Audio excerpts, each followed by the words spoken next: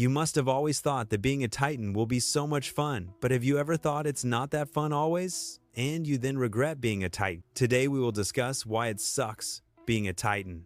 In Attack on Titan, becoming a Titan might sound like the ultimate power fantasy at first. Gigantic size, overwhelming strength, near-instant regeneration, and the ability to dominate battlefields on the surface, Titans appear godlike. Yet as the story unfolds, Hajime Isayama makes one thing painfully clear. Being a Titan is not a blessing. It is a curse layered with physical decay, psychological torture, moral corruption, and inevitable tragedy. In fact, few fates in fiction are as cruel as being a Titan in Attack on Titan. 1. The illusion of power. The most deceptive aspect of Titanhood is the illusion of control. While Titans can destroy armies and cities, that power never truly belongs to the individual. For Eldians, Titan abilities exist only because of Ymir Fritz's ancient curse and the will of those who control history. Even Titan shifters who seem privileged compared to pure Titans are ultimately tools. Their strength is borrowed, conditional, and temporary.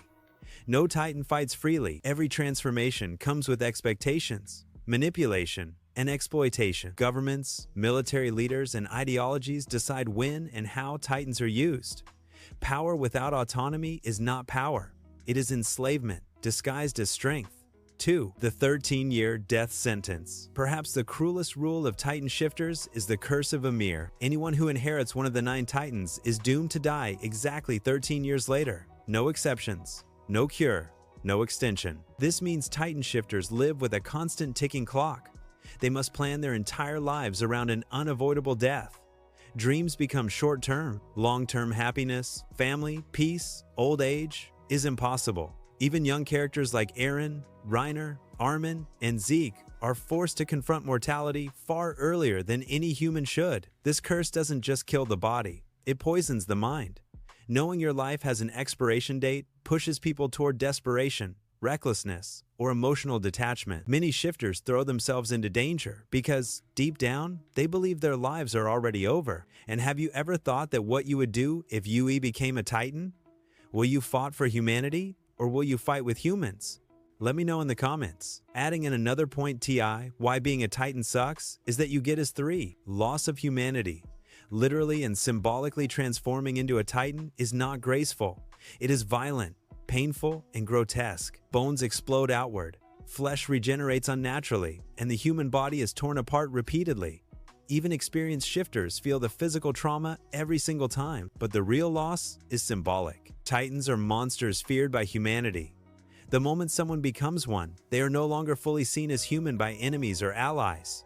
Suspicion replaces trust. Fear replaces empathy. Even comrades begin to wonder, what if you lose control? What if you turn on us? For pure Titans, the tragedy is even worse. They lose all consciousness, identity, and free will. They wander endlessly, driven by hunger they don't understand, killing humans without awareness. Imagine being trapped in your own body for decades, unable to think, speak, or remember who you were, only to briefly regain humanity right before dying. 4. Eternal guilt and blood on your hands. Being a Titan means killing people often innocents, whether it's civilians crushed in cities, soldiers eaten on battlefields, or entire nations wiped out. Titans leave mass death in their wake. Even when shifters act for the greater good, the cost is unbearable. Characters like Reiner Braun are living proof of this psychological burden. Reiner's fractured identity is not weakness, it is trauma. His mind breaks under the weight of the lives he destroyed. Guilt becomes so overwhelming that death feels like relief. Eren Yeager too carries this curse. Every step toward freedom requires greater violence. The more power he gains, the more isolated and monstrous he becomes. Titanhood forces characters into impossible moral positions where no choice is clean and no victory is innocent. 5. You are born a weapon, not a person. For Eldians outside the walls, becoming a Titan is not a personal choice. It is a political assignment. Children are selected, trained, and conditioned to inherit Titans for the sake of the state. Their worth is measured not by who they are, but by what Titan they can become. This is especially horrifying because it strips children of agency. They are raised knowing they will either die in war or be eaten by the next successor. Friendship becomes complicated. Love becomes dangerous. Bonds are overshadowed by the knowledge that one of you will eventually consume the other. Titan inheritance is cannibalism turned into tradition. The fact that societies normalize this practice shows how deeply Titan power corrodes morality. 6. The world will always hate you. No matter what a Titan does, the world will fear and hate them. Eldians are persecuted not because of their actions, but because of what they might become. Titan power turns an entire race into a global threat, justifying discrimination, imprisonment, and genocide. This creates a cruel paradox. Titans are used as weapons by nations that despise them. Eldians are both necessary and disposable. Even heroic acts do little to erase centuries of fear and propaganda. Once you are labeled a monster, redemption becomes nearly impossible. 7. Fate is already written. One of the most terrifying aspects of Titanhood, especially with the attacked Titan, is the loss of free will. Future memories bleed into the present. Choices feel predetermined. The line between decision and destiny blurs. For Eren, this is the ultimate nightmare. He seeks freedom above all else, yet his Titan power traps him in a path he feels compelled to follow. Knowing the future doesn't grant control, it removes hope. When you already know what you will do, can you truly choose differently? Titan power does not liberate, it enslaves time itself. 8. No peace. Even in death, even dying as a Titan is not peaceful. Your power is passed on through violence. Your legacy becomes another burden for someone else to carry. The cycle continues. Fear, hatred, war, inheritance, death.